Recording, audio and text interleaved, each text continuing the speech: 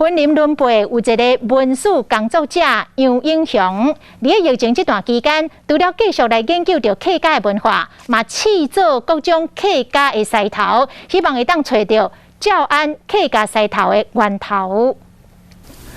工作室内面有各种的狮头，其实拢是出自伦培在地出名文史工作者杨英雄的手。伫疫情期间，无多出门这段期间，伊家己上网络找资料，来试各种客家狮头。伊来讲，日后这客家狮头会使传承客家文化。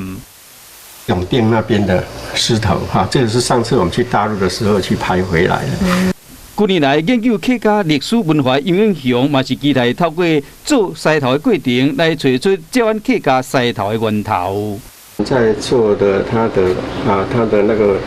模型会做出来会比较漂亮一点，慢慢摸索。透过亲手做狮头的过程，杨英雄为不同款的方式去了解照安客家文化，嘛期待日后会使成功制作出上较有古早味的照安狮头。